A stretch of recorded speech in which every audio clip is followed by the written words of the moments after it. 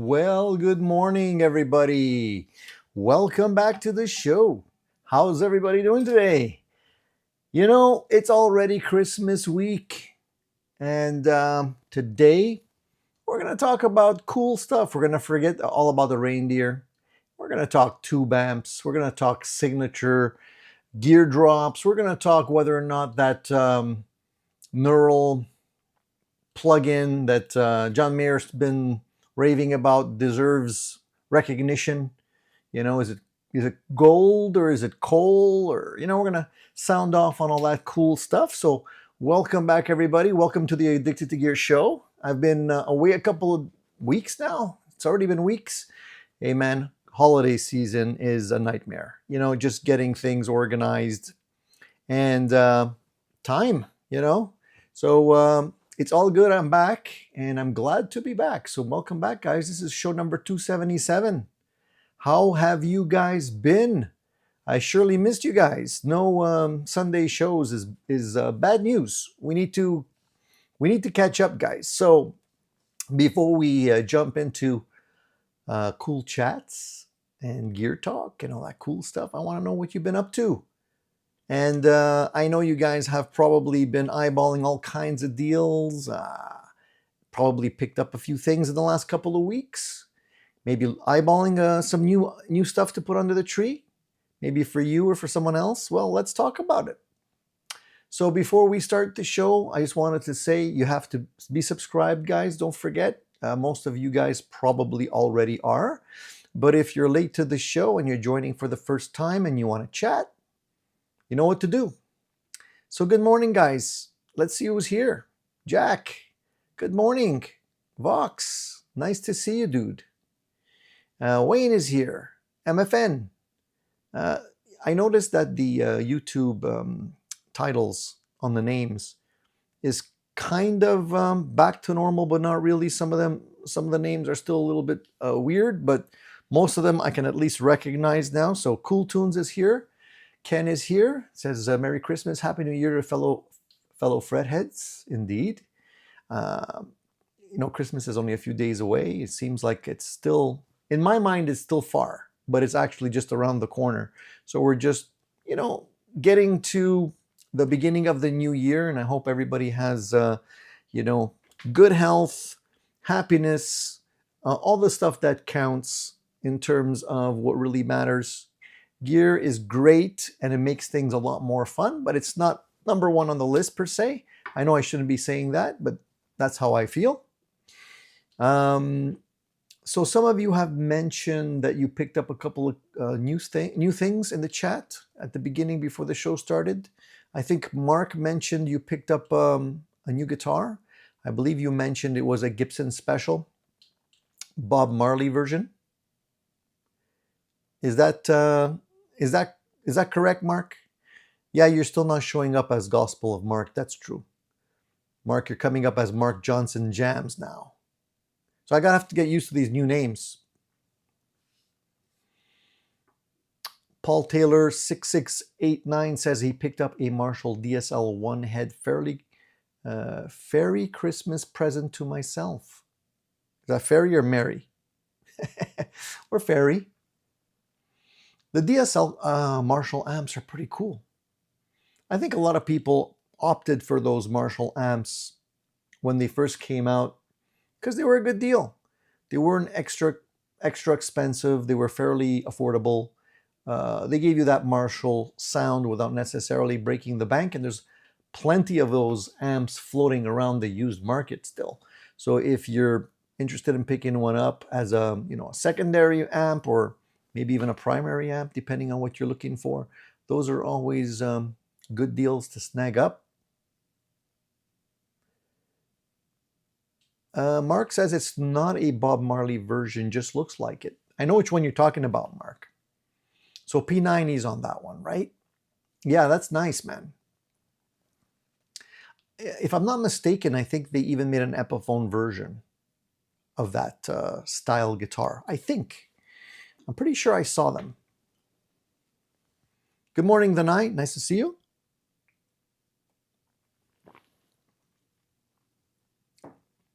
The dark mahogany version. Yeah, that's nice. Nice choice. It's a simple guitar, right? It's almost like in between a full-blown Les Paul and a Telecaster kind of thing. Well, congratulations, Mark. What's the total now? I think you've been buying and selling, so I lost track of how many guitars or which guitars you still have. So maybe you guys can give me your short list of top gear that you still have. Hey, David. David says he hesitated on a Squire Mustang that was on sale for Thanksgiving, and now it's sold out. No fears, David. I think that's gonna come back. Keep your eyes open, dude. I'm sure it's gonna be back. It's just because there's a lot of demand, probably short on inventory. Music and Gear says he still wants a Gibson Les Paul P90 someday. Yeah, I think everybody should have one of those. I know a lot of people might not be the fans of the P90 sound, but I really think you have to have at least one guitar with P90s in it. One of my Gold Top guitars has P90s in it. I don't play it enough. I should actually play it more. Yeah, it would be cool if you can post pictures in the chat. That would be a really nice plus. Unfortunately, you can't though, but you can always send me the pictures.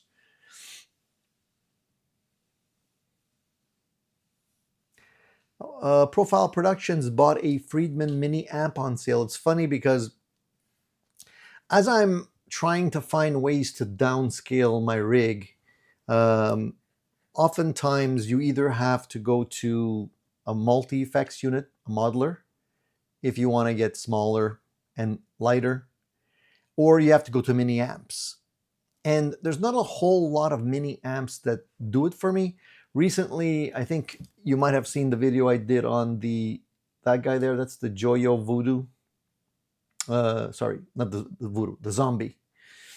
The Zombie, and it's on top of my Marshall. And it's a really cool sounding amp, and it blew me away because it's tiny. So I have back problems, I can't lug heavy things around anymore. One little false move and that's it. I'm out for the day. So I've been trying to find like lighter alternatives, and I stumbled on that one there. And at first when I saw it, I'm like, this will never cut it. Music and Gear says, Tony, can we see the Gold Top? Yeah, I think so. I can try and grab it for you guys. We'll do that in a minute. It's not here though. It's in another room, so I got to go find it. But I can do that for you. Sure. Yeah. Give me a few minutes afterwards. I'll do that. So going back to the amp, so that particular little amp blew me away because it's actually a tube amp. A lot of the mini amps like the Soldano, the Friedman that you mentioned, they're not tubes. They're all transistor. So I was looking for something that still has a tube in it and can give you enough warmth. And believe it or not, when I tried it out, the amp was loud enough to actually be heard over my band. So, and we play pretty loud. So I'm like, what the heck am I carrying big amps for anymore? And it has a dual channel, clean, dirty, so you're able to get a really quite a bit of gain, probably more gain than I normally use. And then the clean is clean enough to be a nice platform for pedals. So I took that with me during the last rehearsal, and it did tremendously well. So I might bring it again. So that leaves me scratching my head. What do I do with all the other amps here? I got the Marshall, the Studio Vintage. I got the Marshall Classic there. I got the Friedman there. Whoops, almost knocked the head off the thing. Friedman over there. I got the Brunetti over here. I got the Fender over there. And I came really close to pulling the trigger on a trade last week for a Vox. I never owned a Vox amplifier before. And I'm not really a Vox guy, but somebody offered me an exchange for one of my guitars, and for a minute there I was considering it. But then I talked myself off the ledge, and I'm like, I'm not really a Vox guy. So I have a feeling that if I would have exchanged my guitar for the Vox, I would have probably not played it very much. So I think I did the right thing. What do you guys think?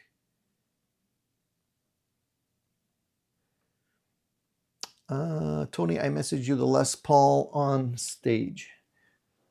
On what? Okay, let me see if I have it here. I usually put my self as do not disturb when I'm on live, just so. All right, here it is. Let me see if I can. Can I quickly send this to myself? I think so. Give me a second. Talk amongst yourselves, guys. I'm just going to try and get this on my screen here so I can. How many of you have are still panicking and doing Christmas shopping? I hope you guys all have that squared away and it's not last minute chaos. Okay, so let me open this picture. There we go. Let's see if I can share this with you guys. Give me a sec.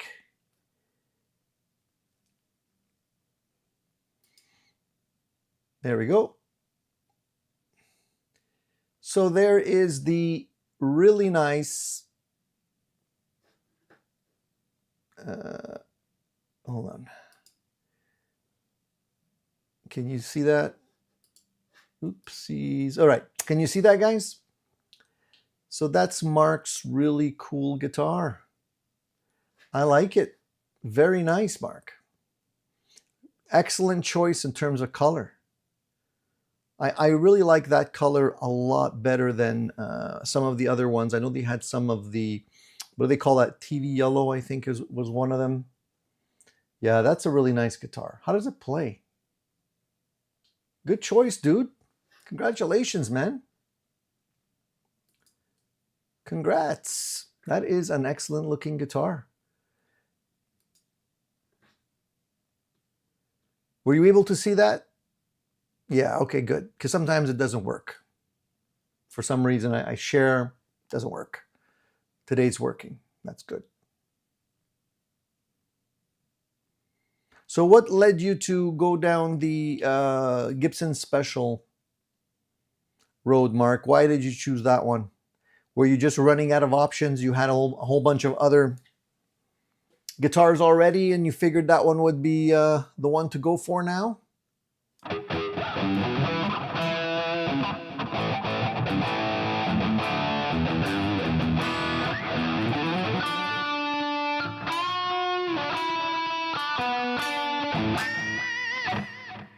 The Bridge P90 is just pure rock and roll on it.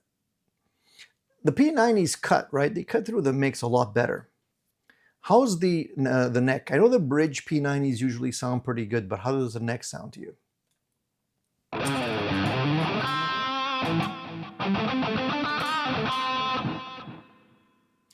David says, my SG started off as a cherry, but the front faded over time and looks like that now. I like that look. I like that faded look.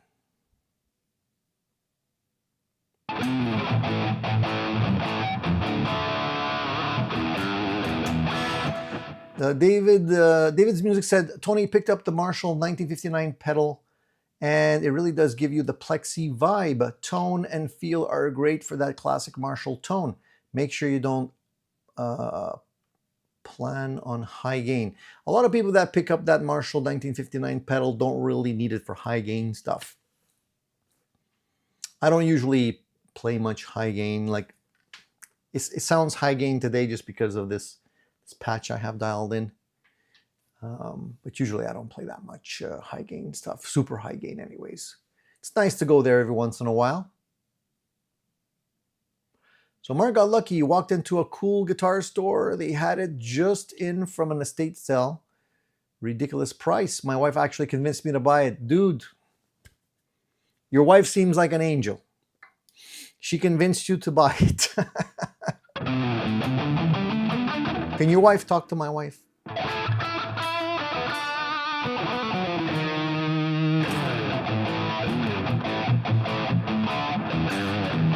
This is the thing. The neck pickups are usually where the challenge is in terms of the tone. A lot of and I'll get mine and I'll show you mine and you can maybe compare the sounds. But usually the neck is a little bit more muddy. You have to really dial it in correctly. Gain is good, indeed.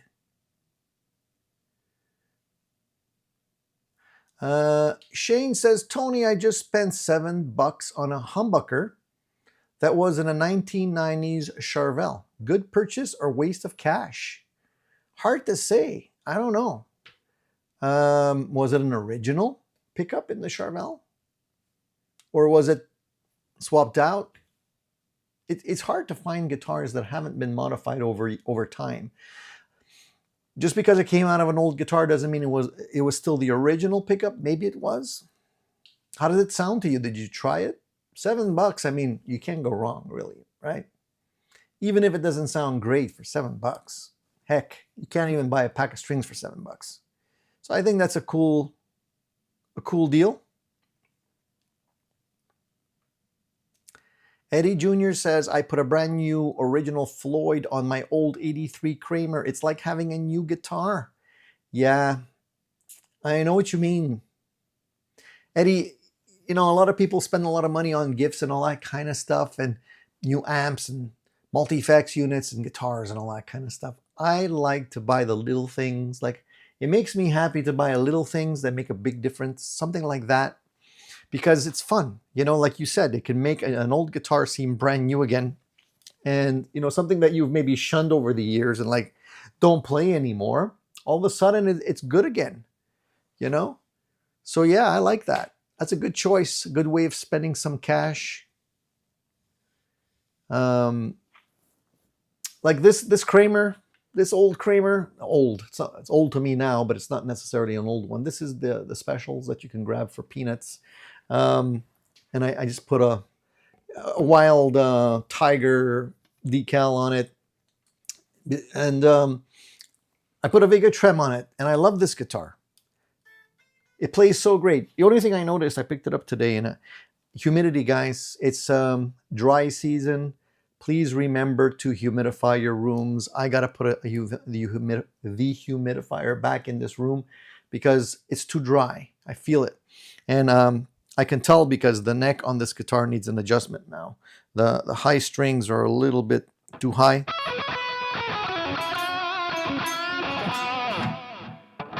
They don't buzz, but they're too high for me.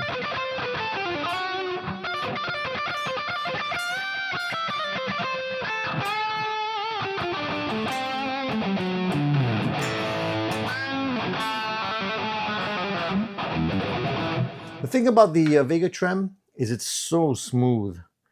Like even compared to Floyd Rose trems that I have on other guitars, this thing is so smooth. Doesn't have a locking nut. So you can do all the drop D and all the other stuff and alternate tunings and tune up your guitar a lot easier. I find the Floyds, although they were supposed to be made so that you don't have to tune them, you still do. The strings still stretch. Every once in a while you have to unlock the locking mechanism, retune, put it back down again, and then you're good for a little while. But you know, it's a lot of work for nothing. So I prefer these because if you can drop them into your guitar without necessarily rerouting them, you still have full access to tuning, so you can tune your guitar real quick, and it's less hassle, I feel. So if you haven't tried one of these Vega Trems, guys, do yourself a favor, man. They're awesome.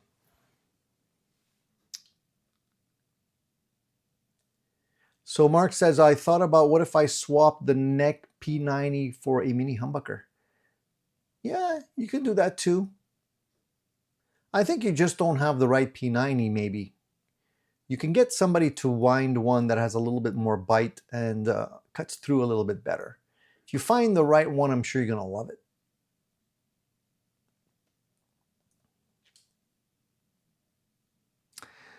Mississippi Blues, welcome. He says, afternoon, Tony and everyone. Had the Helix Stadium XL for a few days now. Great unit, especially now with Showcase. There, a lot of people are grabbing those Helixes right now.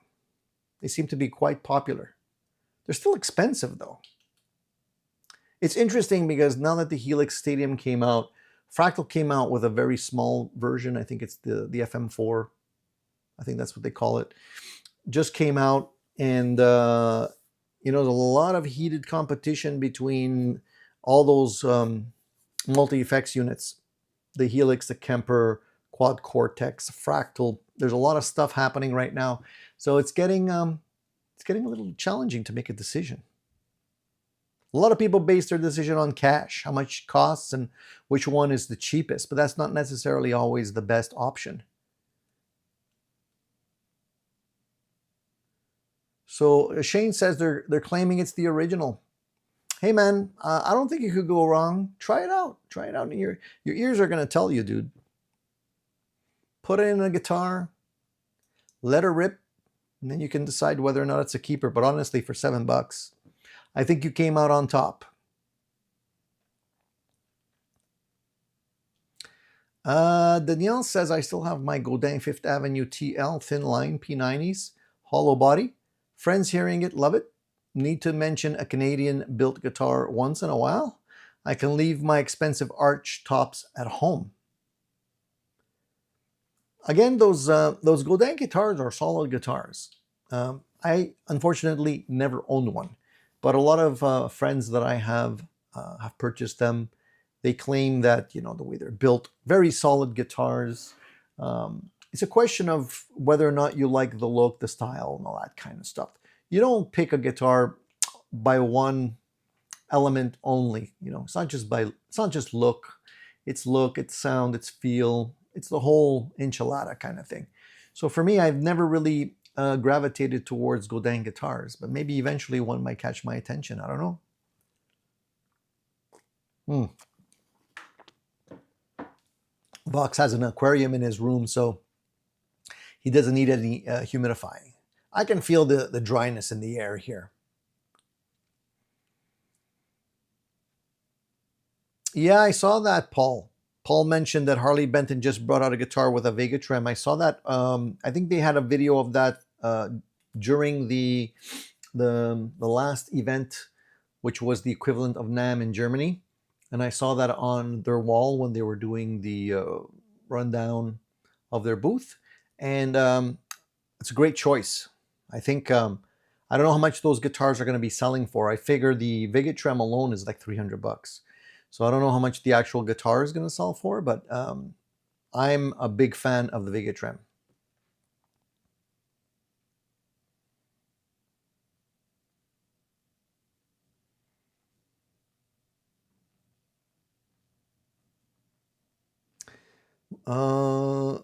Vox says we have a Godin dealer near me. I played a few good guitars. They are very solid.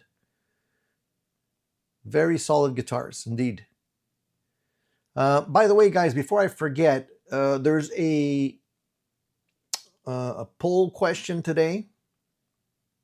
So if you want to answer the poll question, go right ahead. You know where to find it, in the community section of our YouTube page. And we'll look at the answer to that a little bit later on.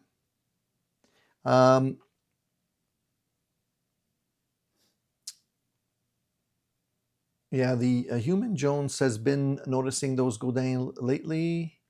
And Animated Fretboard said, P90s, I love them, but super noisy. You have to work volume on and off to spots to get the most of the... Yeah, like any guitar.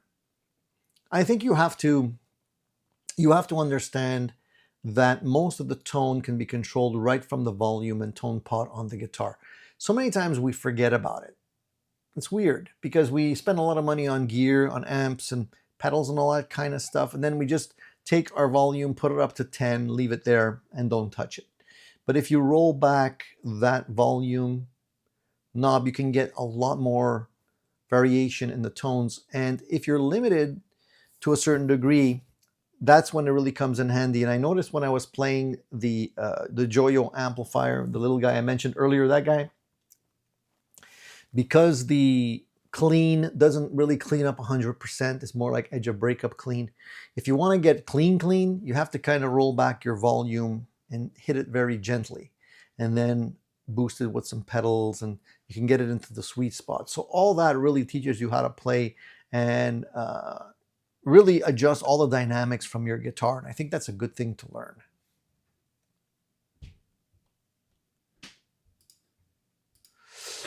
All right, guys. Anybody found any good deals while shopping around this year? To be honest, I haven't really looked all that much. I don't really have anything crazy that I'm looking for right now. There's a question here. I think Cool Tunes is asking me, Tony, thoughts on the Blackstar Polar Go?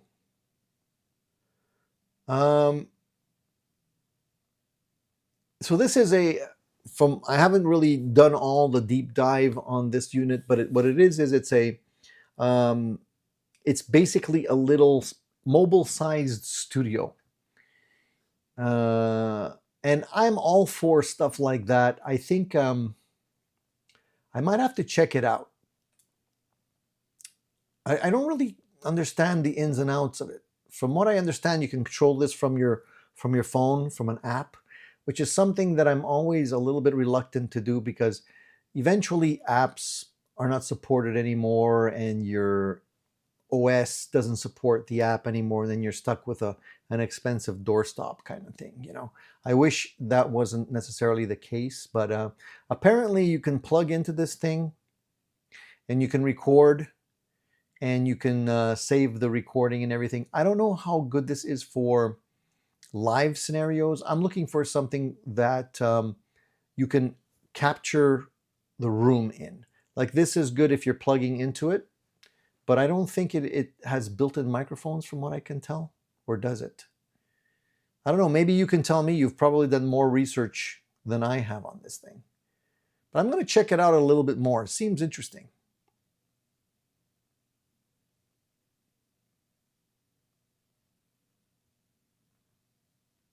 Animated Fretboard says, totally. The pickup is a different pickup for every volume change, and how light or heavy you pick.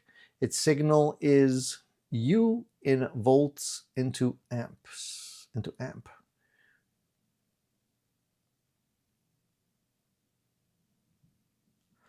Rico says, once again, Tony, you can't see my question. Not sure where up with YouTube, or what's up with YouTube.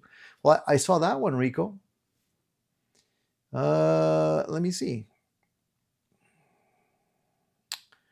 I don't know why you wouldn't be able to. I see you say good morning. I see that one. What's your question, Rico? Post it again. I seem to see your messages.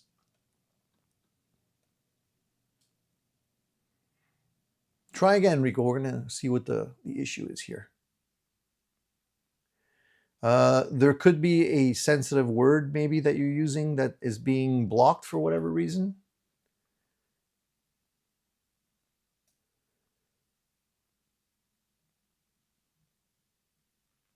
Interesting.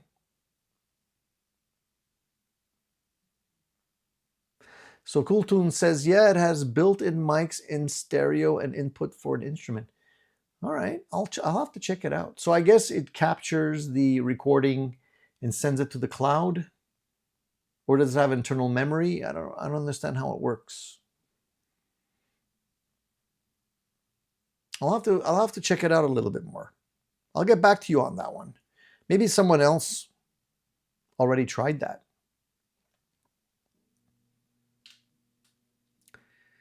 Danielle has a question. Any strong preference when it comes to plain electric guitar strings?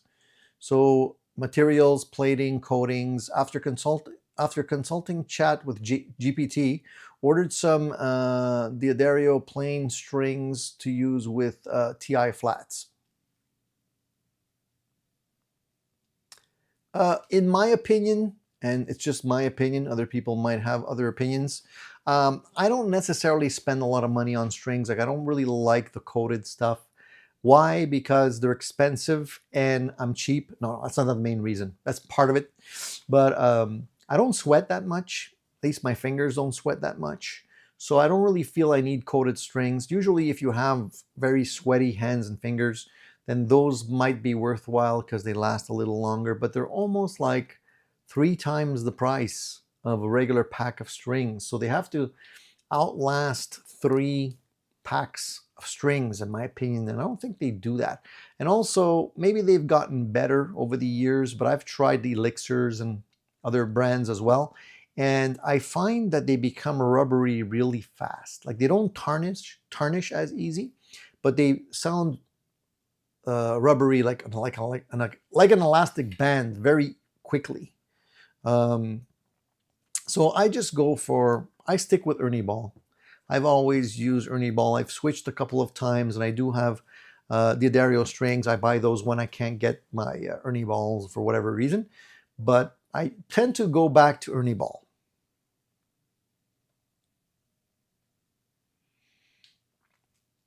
Yeah, see, David's the same. He likes the Ernie Ball Super Slinky. I get the hybrid Slinky sometimes. Sometimes I go Super Slinky. Sometimes I go regular. Depends, but they're usually always Ernie Ball strings. If you're new, guys, and you've only been here once, if this is the first time you're joining in, please let me know. Write new user so I can see who you are. A lot of times YouTube's changing the names now, so it's getting confusing. And if you can't chat for whatever reason, you have to be subscribed to the channel, so please subscribe.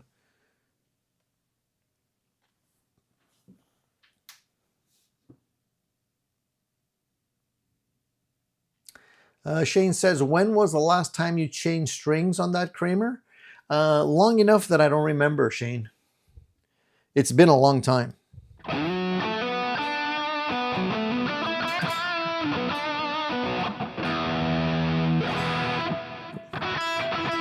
Tuning is a little off. You know, when you finally pull out a guitar after a long time of it just sitting around, especially with the humidity, you got to retune quite a bit.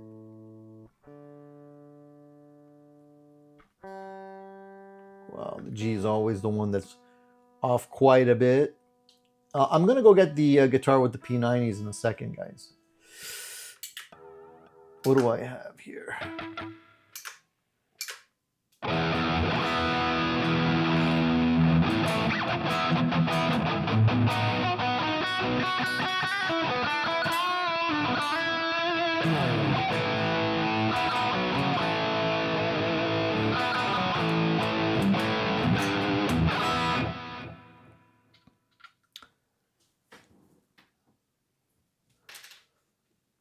Dunlop is making strings. I didn't know when. Yeah, they've been making strings for a while, I think. Actually, I don't even know if they're making the strings. They're probably getting them from someone else's. I wouldn't be surprised if somebody else is private labeling for them. If I'm not mistaken, there's not that many actual guitar manufacturers out there, so a lot of the strings that you buy are being made by a handful of different ones.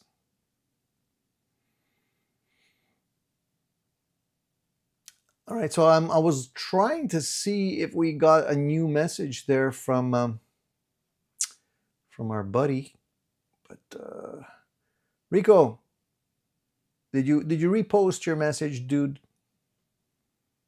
I didn't see it. It bothers me if you can't post. Paul says, I checked on a lot of sites that do budget guitar reviews and all gave the Jet JS400 at $255 USD a best of, and the same guys had several others like eArt, Harley Benton's, etc. to compare to. The Jet guitars seem good from what I can tell. I haven't tried one. Eventually I might get my hands on one so I can actually give you my opinion on it. But I haven't tried it, but it seems good. The question is, and there's a lot of people talking about this now, is it worthwhile to buy inexpensive guitars like that? Like this Kramer, like the art, whatever you want to call them, guitars like the Harley Bentons, like the Jet guitars. There's a lot of people talking about that and saying that you can't get rid of them. You know, you're basically going to sell them for peanuts if you want to sell them. So either you buy one, keep it. If you buy one with the intention of flipping it, you're going to lose out, especially if you're buying brand new. Although the flip side of that coin is that if you do buy a used guitar, and it happens to be one of those, you can get them for dirt cheap. So I'm happy with that. You know, like if I can grab this guitar even cheaper, like I saw another one for sale, and I already have two. I don't really need a third one unless I want to do a paint job on it or something. But these guitars, you can get them all day long for peanuts. Like honestly, and I've mentioned this before, it would cost you more to go out and buy a body and a neck and pickups and everything than the entire cost of this guitar put together. You know, so if you're trying to build your own guitars or mod your own guitars, it's a great place to start. You can actually grab this guitar for less than the price of a, you know, a Fender Telecaster neck, for example. You're getting the whole guitar.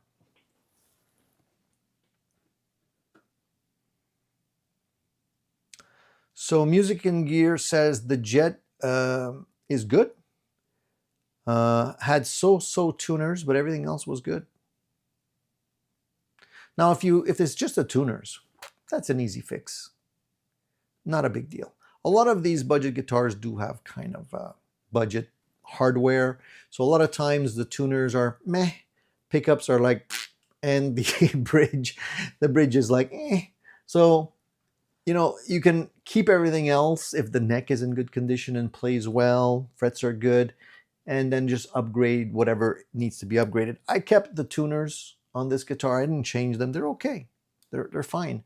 The bridge, obviously, I did change the bridge on this guitar. And this pickup is not the original. I don't remember which one it is, but it's not the original. So, but it sounds great to me.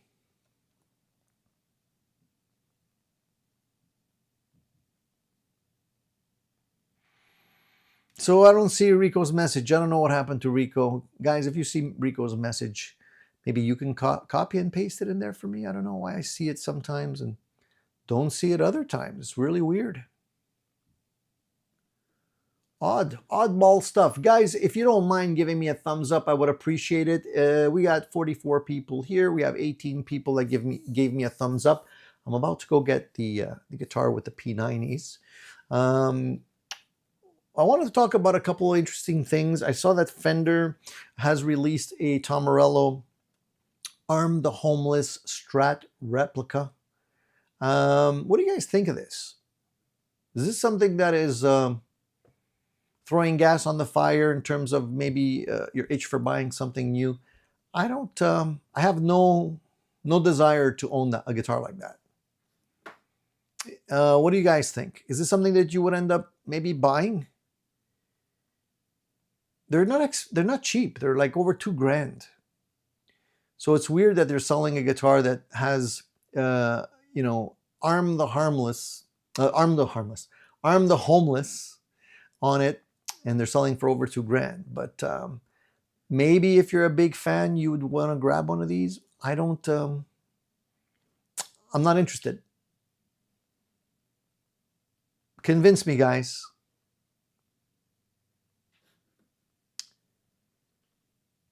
Music and Gear says the GS500, good pickups, good bridge, body and neck was great. I just the locking tuners were so-so. Okay, good to know that. Thanks for letting us know, dude. In Canada, I can't really find that many of those guitars floating around.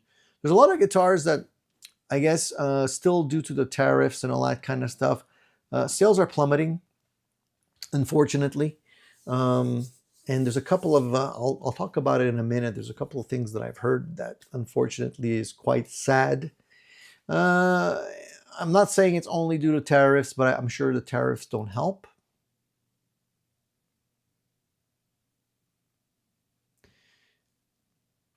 Music and Gear says Fender's got a lot of crap.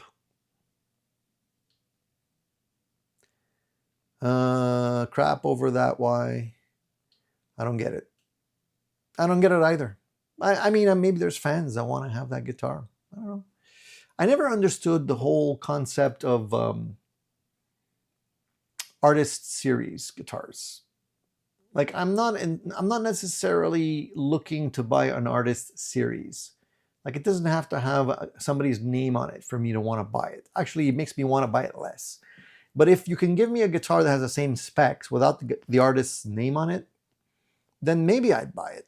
Like for example, I really like a couple of guitars I really like.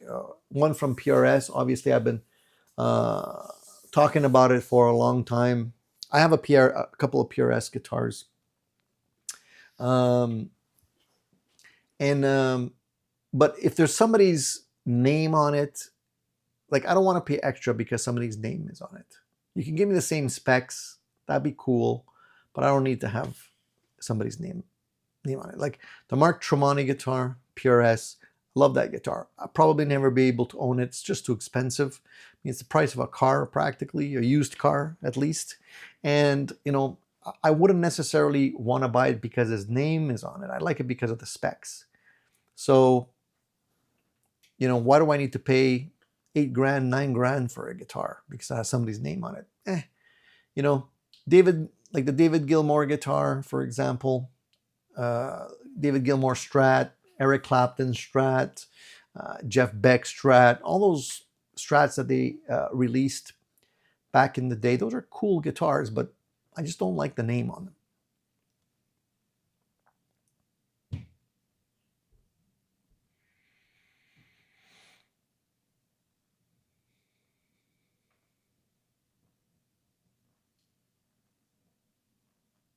So Paul says the guitar is a charity sale. Most that buy them see it that way. All right. If you're going to buy it and the money goes to charity, I'm okay with that, I guess.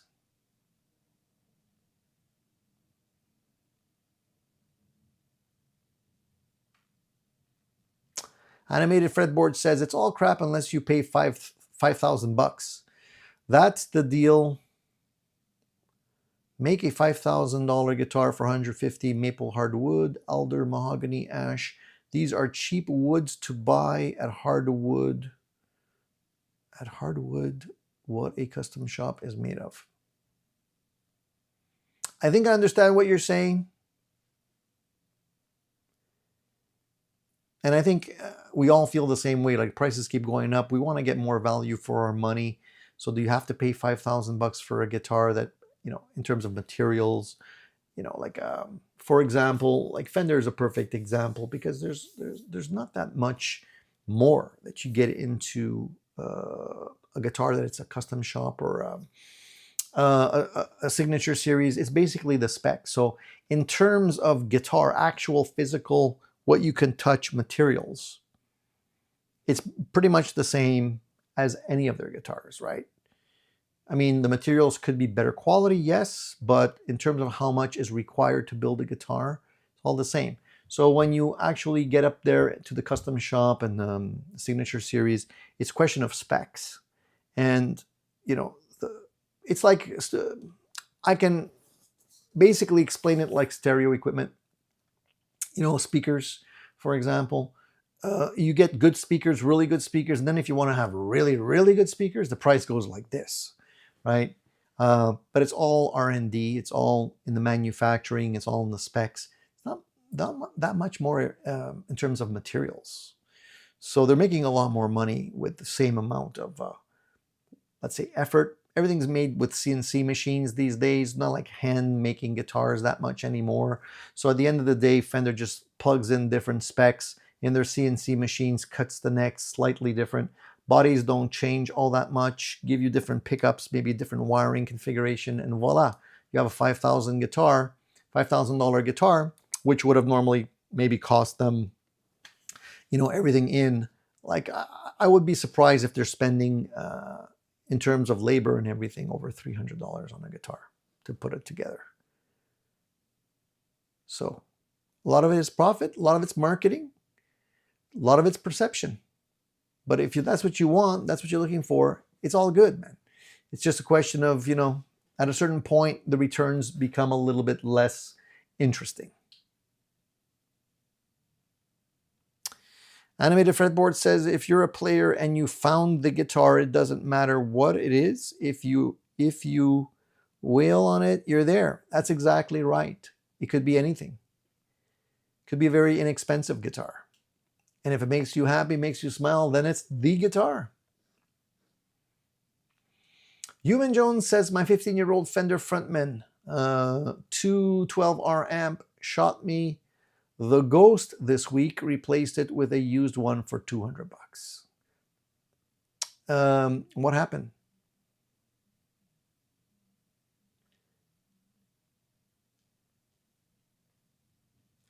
Music and Gear says, I look at it as, if you made the guitar 100% made by me, could I make a living at the selling price?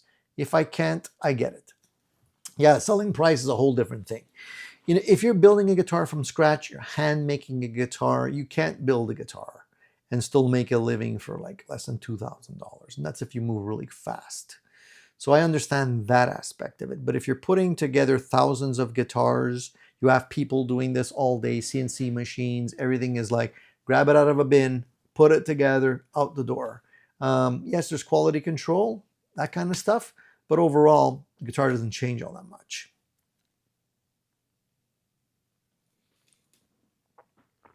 Yeah. I'll never sound like the named artist. Exactly. That's another thing. We've talked about this before. This is not new stuff. I think you understand where I'm coming from. So one pedal, I was thinking about pedals lately because I was thinking like, there's not that many pedals that I'm itching to get. I got my Noble pedal recently, happy with that one. A couple of other pedals that I'm probably going to end up selling that I don't use all that much. There's only one pedal that I haven't actually purchased, and it's always been on the list, but I don't know why I never actually grabbed one, and that's the Big Muff. And I'm a big fan of those pedals, but I never actually bought one, and you can still get them. They're all over the place. They're not that expensive, unless you want a vintage one, but I don't really care about vintage stuff. Even if I get run-of-the-mill newer ones, I think they're $130. Brand new out the door, I could probably find a used one somewhere for cheaper. I should get one. I haven't gotten one. How many of you have one of those Big Muff pedals on your board?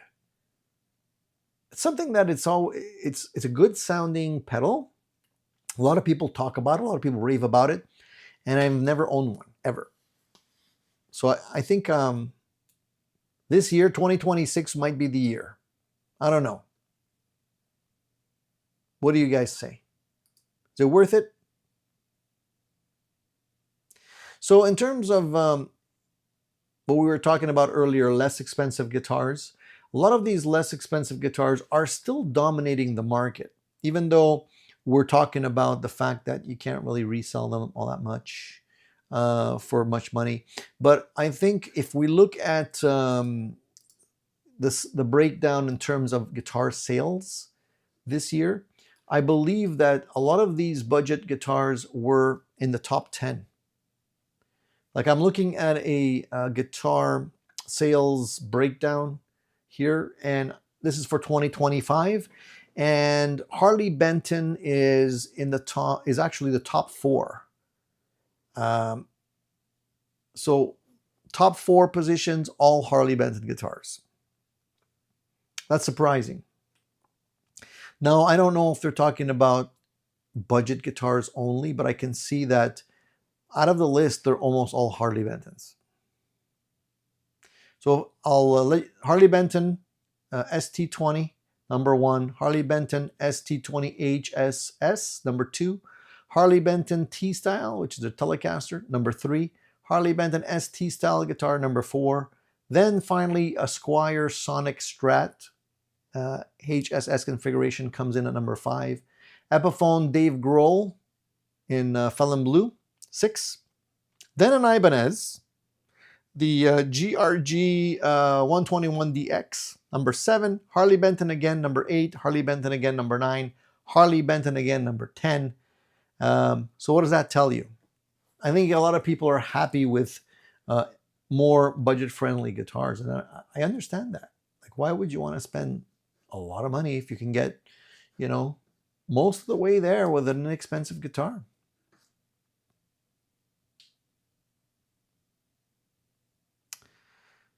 Wayne says, one of my large collection, my EVH Wolfgang is one I play a lot. Yeah, I had one of those too, Wayne.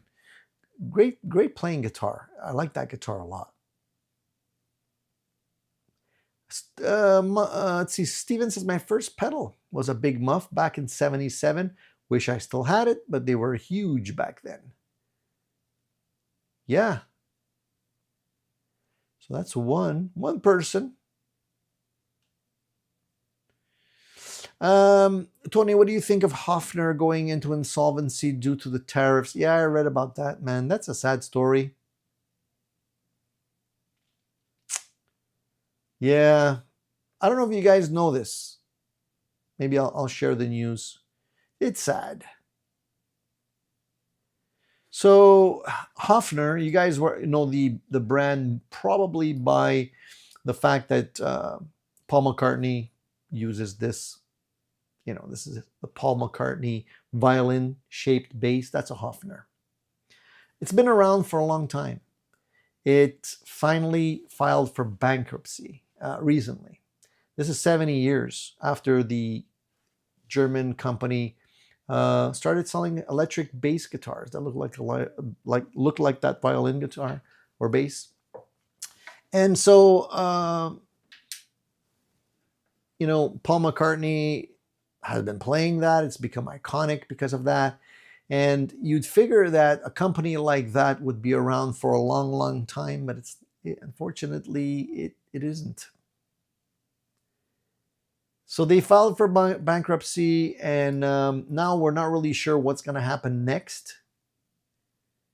They actually were founded in 1887. That's a long, long time. So they interviewed people, and the report is that according to a longtime former employee, the company has been facing financial issues for some time. No wonder. I mean, how many people are buying Hofner basses these days? I've never seen anybody play one except for the Beatle, except for Paul. So basically, right now they're trying to figure things out. It looks like the end, unless they can maybe merge with somebody else. And they do talk about the fact that the tariffs obviously caused a big issue and didn't help things. So is it the only reason? Probably not. I mean, less people playing, that's a big one. Maybe, obviously, a lot of people are not going to be buying those Hofner basses unless you're a Beatles fan. So yeah, I think it might be the end of that brand, which sucks. I hate to see brands going down the tubes. Regardless, even if it's something I wouldn't necessarily buy, but it's sad news either way. And beyond that, there was a double whammy this week, because I don't know if you know this, Metropolis, which makes some killer Marshall, like modded Marshall amps, as well as some original versions. Like when I say original, their take on the original Marshall, is also basically closing shop. And this one is like, I don't have one of those amps, but I know how good they are. I know how people love them. And unfortunately, it was like a very small operation. And apparently there's a lot of pressures. And it's interesting because I read the announcement on that. I was curious to see what the main reason was. And what the message said was, after months of deep soul searching, I've decided to step away from the amp business. There are many varied reasons for this, and I'm sure it's the right decision. Here's why. Health. First of all, apparently he's got health issues. Blood pressure is kicking my ass and surely indicates a serious health issue. I need to focus on being more healthy. One way to do that is to eliminate stress. Running a small business is nothing if not stressful. For nearly 25 years now, I've given 100% day in, day out. I've joked that I sold my soul to the amp industry, and every day it comes to collect. Keeping this business running requires me to overachieve at all times. It demands far, far more than I have the stamina to give these days. When I can't give 100%, I can't provide the Metropolis experience I want each of our customers to have. That wears me out. Metropolis demands and deserves a tireless force of nature at the helm. So that's one thing. Market industry. This is the interesting part. So this is the part where, because there's a lot of talk about things changing, a lot of people saying, nobody's buying amps anymore, everything's moving to digital. This is why I found this extremely interesting, guys. So he says the market and industry, slow sales, part shortages, tariffs. Those three things. These things affect us every day. We need to sell about 10 amps per month to cover our payroll and overhead. So 10 amps is not a lot per month. Since Labor Day, we've taken 5 amp orders. That's unsustainable. Imagine. I can't promise our crew there is work to do and paychecks coming on Fridays when we don't sell amps. It's not just our little amp company feeling the pinch. The entire industry is down right now. Every week, another guitar amp manufacturer is closing the doors. So this is very, very concerning. So he says demand. So I've parsed my observations down to a few sentiments. First, we're building steam engines. The world doesn't really need any of them. So this is like what I've been saying. A lot of people are turning to digital. Second, everyone who wants a vintage Marshall likely has 3 or more already. Anyone who wants a high-end tube amp likely has several of those as well. Those players are likely plugging into a modular or digital emulation more often than their beloved tube amps. That's actually very true. It's the trend. The technology is exciting. The tone isn't as far off as it used to be, and the convenience surpasses the tonal benefits of big, heavy, loud, expensive tube amps. I get it, and I don't begrudge anyone. So I think that just that paragraph alone kind of sums up where things are headed. And it's interesting that he actually has the courage to mention that, because I think a lot of people are feeling that. A lot of companies are feeling that. They just don't say it because they want to keep on selling amps. But a lot of people are moving towards other things. It's interesting because even Marshall, when Marshall got sold recently, the company that bought Marshall, they mainly sold Bluetooth speakers. And people were like, why would that be?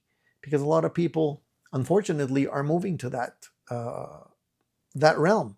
So, like he said, amps these days are steam engine. There's nothing new. There's no new technology in there.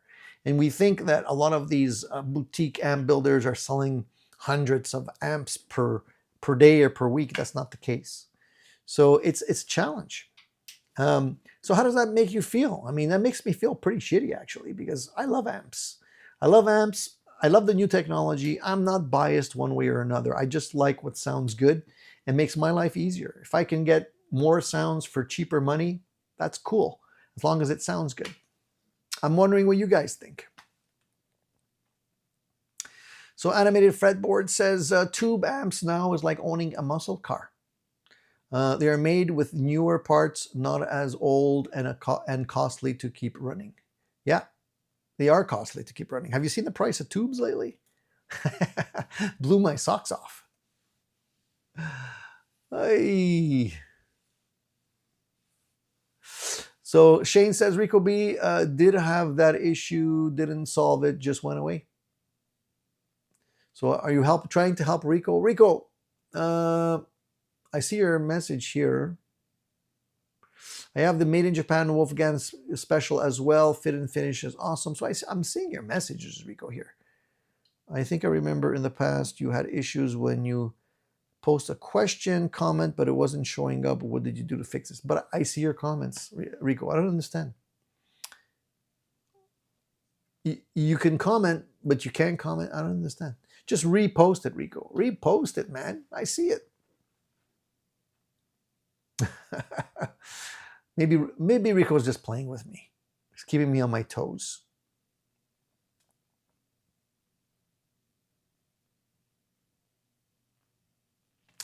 Yeah, David, I think you're kind of right. Is this how my dad felt when CDs started outselling vinyl? I was around in those days, by the way. So it's not just your dad. I still have my CDs, by the way. I refuse to give them up because I know that the next wave of resurgence after vinyl is going to be CDs. Watch. The Human Jones says, I'm trotting my heavy amps to gigs as long as I can, but I'm 44 and I know that might not always be the case.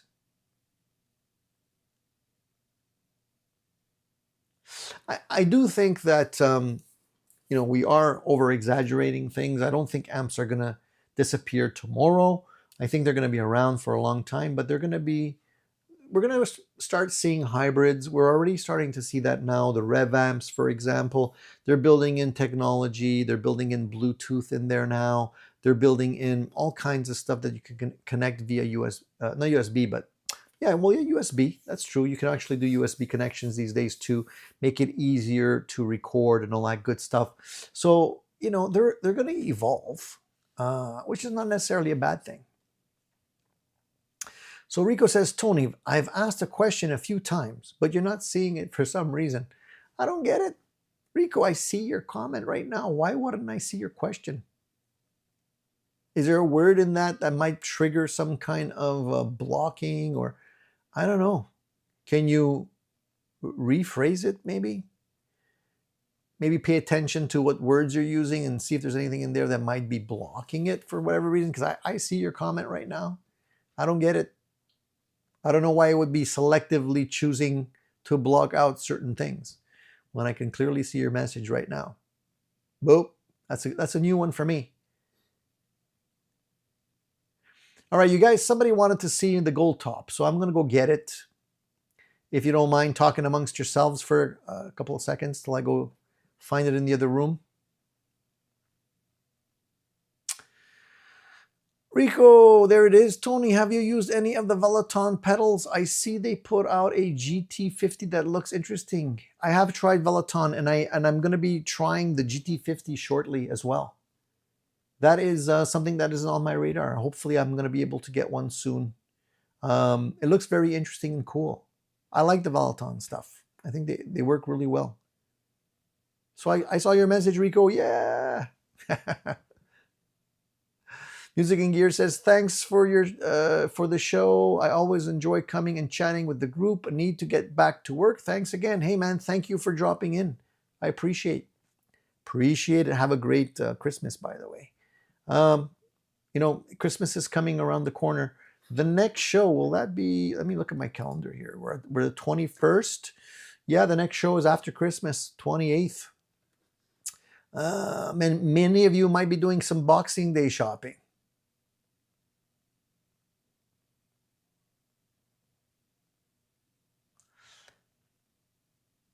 Okay, I'm gonna go get the Bluetooth. I'm gonna go get the guitar if I can find it. Give me a second. I'll be right back, you guys. Don't move, okay? I'm gonna keep on talking because I have my lapel mic. Hopefully, it'll be able to pick me up while I'm digging out the other guitar. So give me a sec. I'll put this here, and I'll be right back. Okay? Talk amongst yourselves. I'll keep you company while I'm looking. So, if you guys, I'm sure some of you have already seen this guitar. I've had it on the show previously, and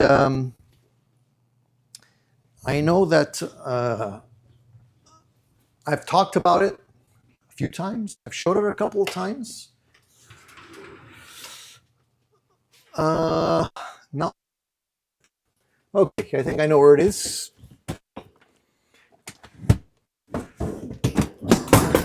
There we go. It's always a challenge to things quickly when you're trying to keep the show rolling. Oh, that's not it. Wrong piece. Sorry, guys. Let me try again. This is the funny thing when you have guitars that are in cases. Sometimes you gotta, otherwise it gets challenging to figure out which one is which after a while. And it's always going to be the guitar that is in the hardest position to get. So let me just check now. What I'm doing right now, you can't see me off camera, but I'm basically opening up my cases to try and find the right one.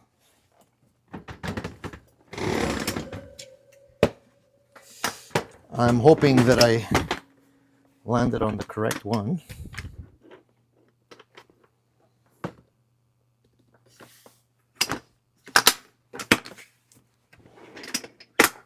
Not it. Man, I gotta label my stuff better.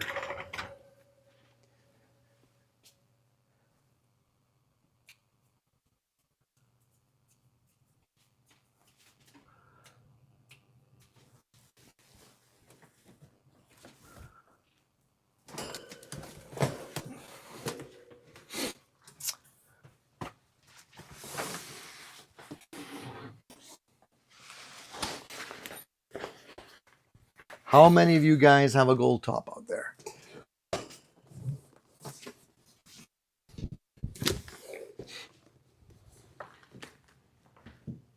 They're getting a little bit more. They're getting harder to find. People are hanging on to them. I don't know why. All right.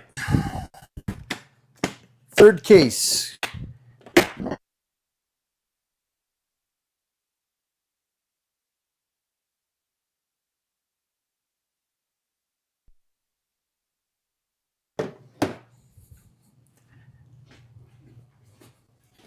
Sorry, guys, it's taking a little bit longer than I expected. That's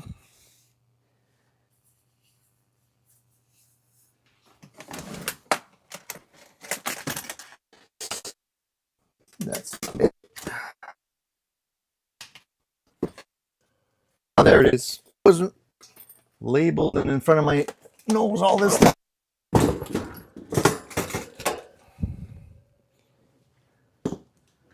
Here we go. Found it.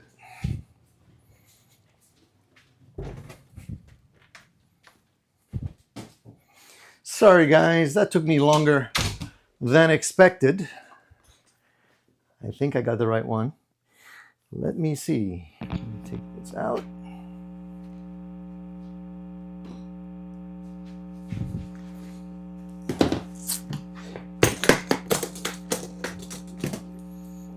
Yes, sir. There it is.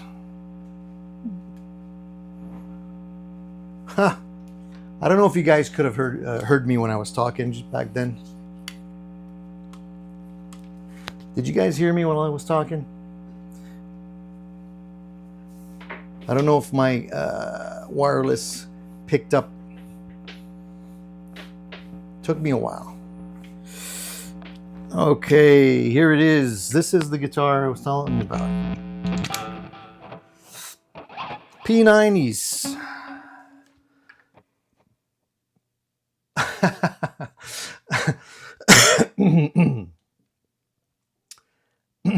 MFN says I'm visualizing Tony's house looking like the back of house at Norm's Rare Guitars. Yeah, more or less, more or less. Let me just tune this up, guys. I want to bypass so you don't hear. Let's see if this guitar is actually in tune. Hey, not bad. Pretty good. Considering. Hey, that wasn't too bad. That was actually... So this is the guitar with the P90s. I don't know if Mark is still here, but if he isn't, just to show you guys, this guitar I picked up on a whim And this is a nice guitar. This is not a Les Paul, by the way. This is a Edwards limited model. And I love this guitar.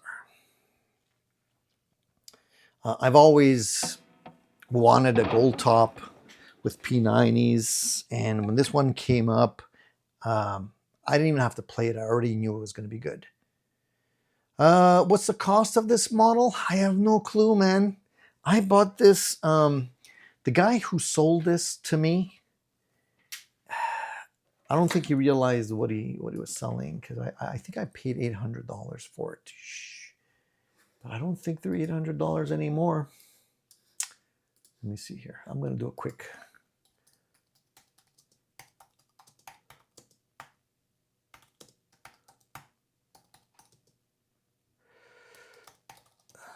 This one, because it's the limited model,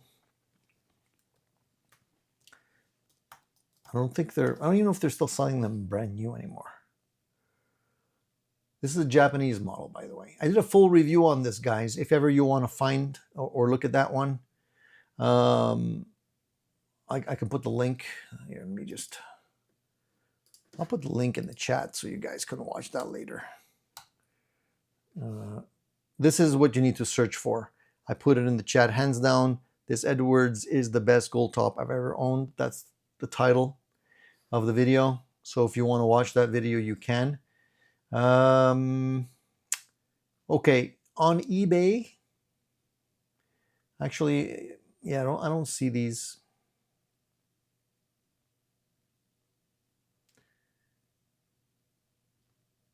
I don't see these new. You can get them on Reverb, I think.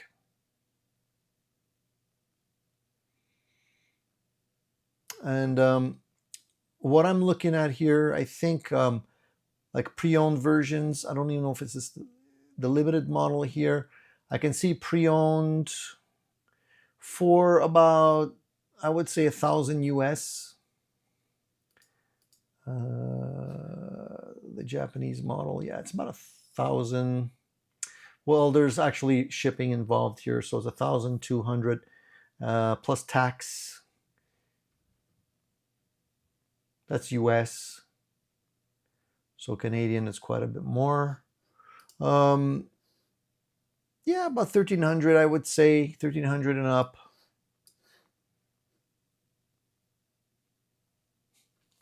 The Japanese stuff is good, I gotta say. It feels good. So even if you're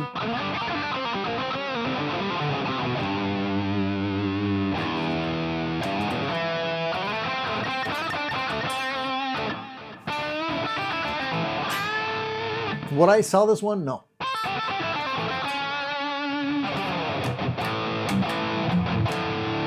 I just wanted to. This is the switch is a little bit finicky on this guitar because I'm gonna turn up the volume here.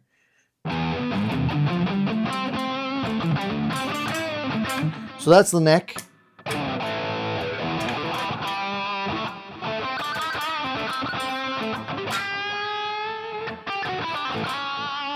So I don't feel, I'm going to put on a cleaner sound so you guys can maybe hear the difference here. Let me just, give me a second. I'm going to see if I can get a cleaner sound maybe.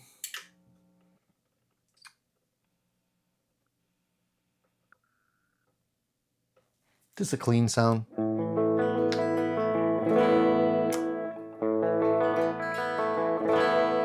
So you can hear the difference between the bridge and the neck. The neck is definitely warmer.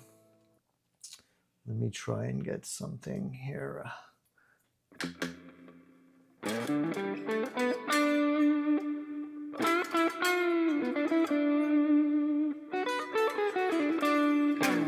That's the neck. That's the bridge. Put a little louder for you guys.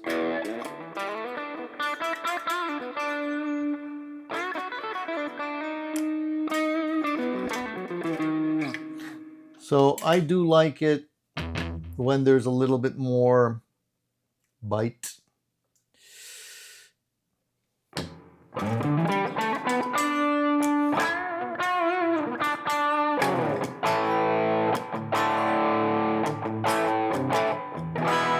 I know you're probably hearing most of the picking coming from my lapel mic, but trust me, when this thing is loud, it sounds really good. The neck is really nice on this one. Yeah, Paul.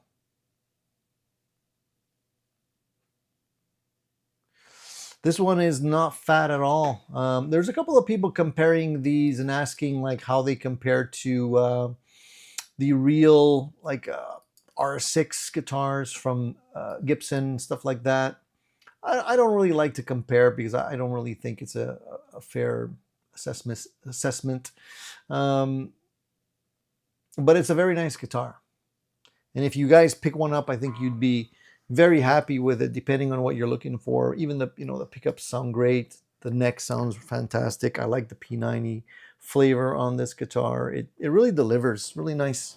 And the guitar was basically mint. So the guy that sold it to me, I think he regretted it immediately as I walked in the door, because I think he even told me when I walked in, he had this look on his face, and I'm like, "What's the matter? Like, don't tell me you don't want to sell it." And he's like, man, after I told you yes, I got a million other calls, a million other like people asking for it, offering me more money for it. He's like, but I'm a man of my word, so I'm gonna give it to you. So I appreciated that, and he's a good guy, that's for sure. A lot of people would have just maybe changed their, made up something and said, like, I changed my mind. I'm gonna keep it. But he was honest. Some of these sounds are, I'm just trying to get a decent whammy lead. I don't like that one.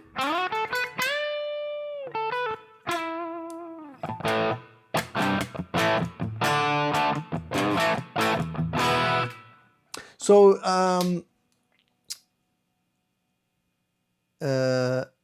JL Trem says, Tony, in 2000 I was in Mike's Music in Thorold, Ontario, and saw some beautiful gold tops labeled Everest, which I think were made by Tokai. They didn't last long. Wish I'd bought one. Haven't ever heard of that brand, so I'm not really sure.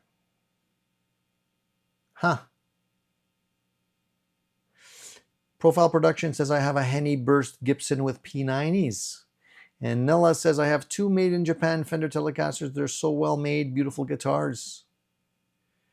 I think a lot of these, the Gibson knockoff guitars that are made in Japan, you can get a lot of nice ones.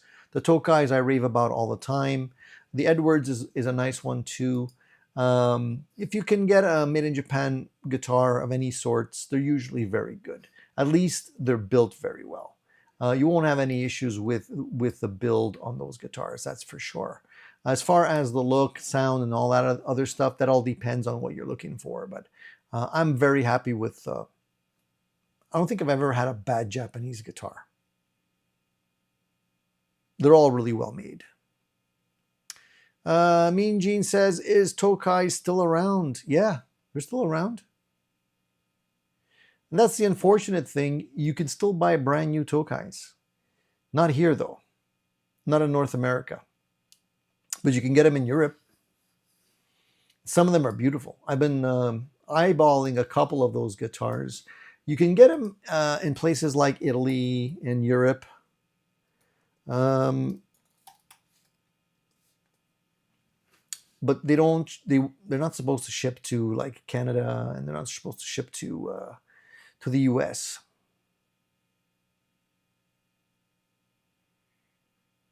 Let me just see something. I'm just looking here. Just trying to see whether or not I can find a brand new one. And see.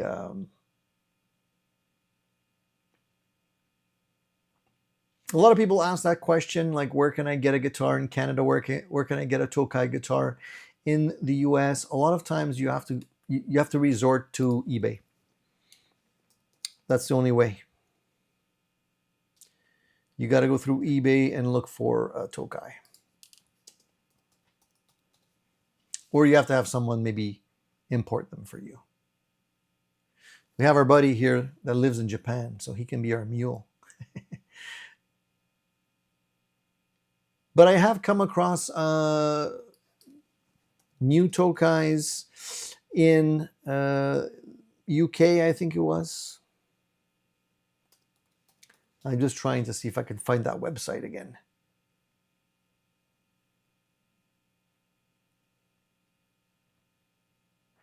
So there is a website called Nafiri Music, and they have the Tokai Japan 2025 collection, which I think we're gonna take a quick look at right now. How's that? So as you can see here, these are new guitars. They vary in price, 1,003. This is Canadian pricing, by the way. I don't know why it's in Canada. Is this guy in Canada? If he is, I'm going to have to... it's just because I've selected Canadian currency here, but does he have... Yeah, he's got all kinds of different currency. So here you can see the Strats, the Telecasters, some of the Les Paul style guitars as well. Let's see if anything hits us here, guys. Nice colors. So they do have some nice gold tops. $2,000 though. 2,300. Yeah, not giving them away. Still some nice guitars.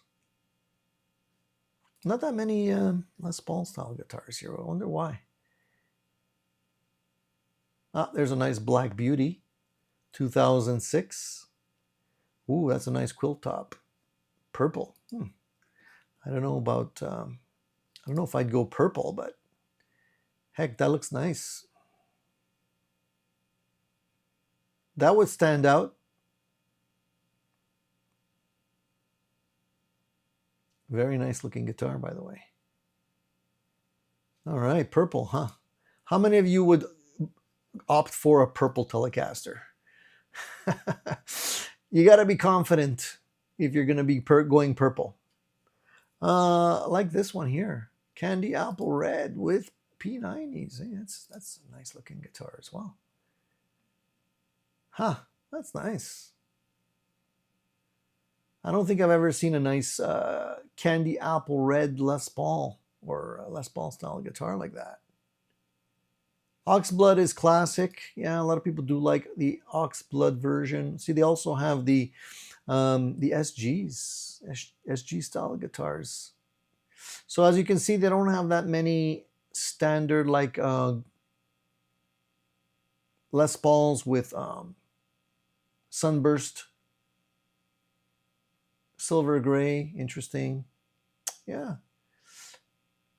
So I was expecting to see a few more Les Paul style guitars there. And you have the black one here. That's always a, you know, an easy choice, I would say.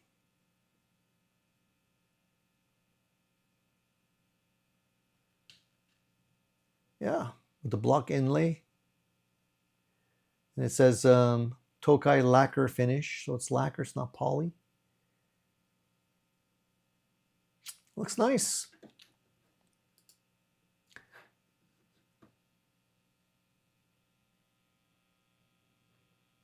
The problem with Trump tariffs, shipping is insane these days. Yeah, that's the thing. You order something thinking you're going to get away with it and get a good deal, and then you get the double whammy once you finally get the bill.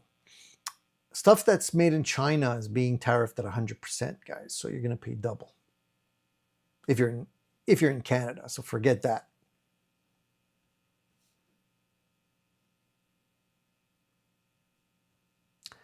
I'm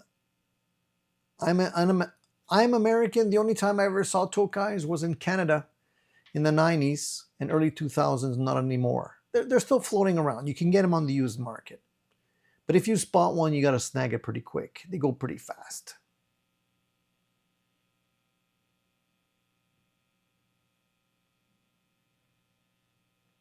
Shane's got a purple Strat. I remember the purple, I guess you can call it everybody wanted a purple Telecaster. Danish Pete started that. So people were getting into purple Telecasters big time. I have one that I actually made myself. So I think that's over now. But the quilt top on that guitar was really nice. So, okay, let's do very quickly. Let's do uh, the poll question, guys. Can't forget the poll question.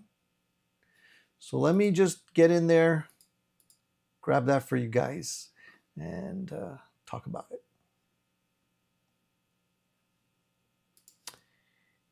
Here we are. Poll question for today. All right. So the poll question was, if Santa dropped off one piece of gear this Christmas, what would you want most? So out of 119 votes, we'll start off by the least popular and we'll end up with the most popular. So at 5%, only a measly 5% of you would ask for a killer pedal or pedal board upgrade. Really? I would have thought that you would have, that would have been like a very popular choice. An easy option. But only 5% of you are looking for pedals? Surprising. Okay. 5% of you said pedals. 8% of you said other. So we'll have to read some of the other comments.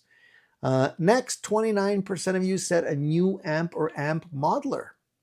Now, it's not specifically breaking it up into an amp or an amp modeler. So I'd love to see which one actually comes out on top out of those two.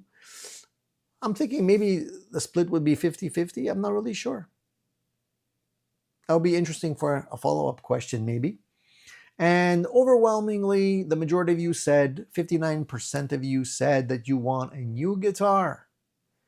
That doesn't surprise me. If you're going to go, you're going to be asking Santa to put something in your stocking, might as well be a new guitar. 59% of you. All right, let's look at what the comments are. So, Tone Ride says the Neural DSP, Quad Cortex, or Fender Tone Master Pro. Vinny's World says obviously, so he's going for a guitar, obviously. Barba Papa says a new hip that doesn't hurt. Even playing for a few minutes is just too painful. I'm sorry to hear that, dude. So go for the hip first, then you can ask for a new guitar. I get that. Offbeat Bass Gear says storage space for all my hard shell cases and gig bags. Hard shell cases would have been a nice choice as well. I think a lot of people would. They're getting expensive now, so that would be a nice stocking stuffer. Someone else here says the Tascam 12 SD, 128 gig RAM. World Peace and my very own guitar center. That's always a good choice. Shane says, I got 13 guitars now, so I'm going with a Fender Tone Master Pro. So Tone Master seems to be a popular choice. Paul says, it cannot happen, but I still lust over a Fenderish Strat HSS with a Floyd Rose 1000. It's the only guitar out of the world's must-have one-day guitars that I have never owned. I will be 79 on January 3rd. Well, happy upcoming birthday to you, Paul. Realistically, my future is all probably short. I'm a guy living on a government pension. Anything more than the occasional pedal is out of the question.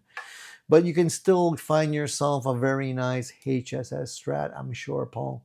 Scratch that itch, man. Life is short, Dude, it's time. Now or never. In the Blues says he can come collect some gear and take it elsewhere. So In the Blues, Shane got too much stuff. So contact Shane if you want to get some gear, off his hands. He'd appreciate it, apparently. And then finally, we have a question, an answer here. It says a dependable, well-built, industrial-grade, brand new Variac, better than the cheaper, affordable, potentially unreliable ones on Amazon.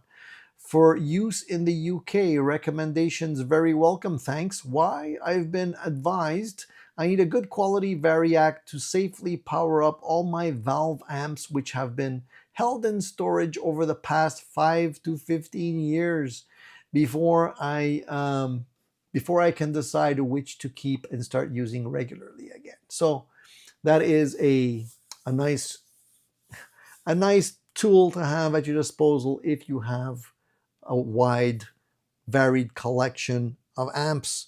I told you I go for the small stuff. Look at this, guys. This is something that made me happy, made me smile. You guys, I think I showed you this already, guys, but this is something you can get off Amazon. You know what these are? You know what these are, right? These are bottle seals. But I found them in this really cool transparent silicone. See, the silicone doesn't affect your guitar. And Fender sells these with the Fender logo on them, and a lot of other people sell them with the Fender logo. You can get them in red. I have red ones too. And I thought these would be cool. So I bought a bunch of these. These make very inexpensive strap locks, guys. You can get a whole box of these for like peanuts. Put them on your guitars, and away you go. I think the red ones look cooler. The black ones look cool too, but these are not bad. I like these. So, you know, little things like this, great stocking stuffers. Obviously, you know, new picks is always a good choice. I got these flat picks that I talked about last time, which I thought were pretty cool. Some of them ended up way back here with the little, these flat picks have the little cork in the middle, and they're pretty thick. So they kind of grip your fingers. It all depends on how you play, though. I tend to go a little deeper.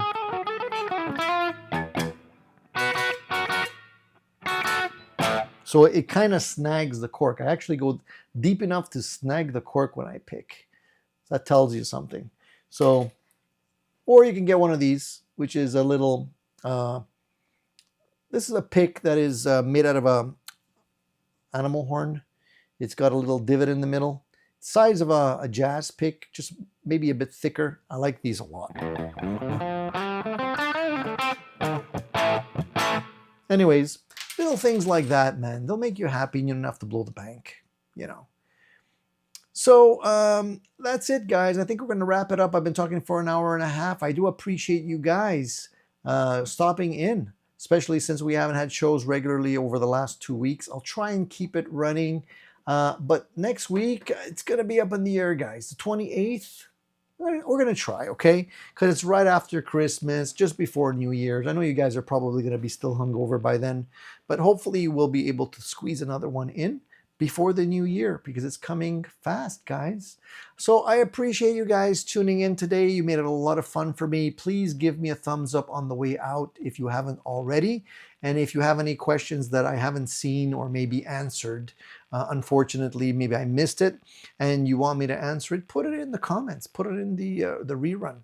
We'll be able, I'll watch it and I'll answer your questions, okay? There's other cool videos coming up, so stay tuned for that. I have a video coming out on this brand new, more multi-effects unit, which I'll show you in more detail, as well as a really cool guitar and some other cool stuff coming up as well. So keep watching the channel as you regularly would, because there's good, cool video reviews coming up there. Shane has a question, so we'll answer that question. He says, anyone hear or see the new Megadeth single? Love the name, let there be shred. I haven't seen it or heard it, Shane, unfortunately. Any other Megadeth fans here besides Shane that actually can comment on that? Thanks, guys. You guys are saying great show, happy holidays. Yeah, same to you guys. Please be safe out there. Have fun this Christmas. Don't overeat. Try not to overdrink. You know, keep it safe. Enjoy yourself, but be safe. I want to see you guys back here after Christmas and before the new year. We'll talk about all that good stuff that you got during the holidays, okay? That's it for now, guys. Be safe. Get out there and play your guitar. Make me proud. And come back in about a week for more, all right? Catch you later, dudes.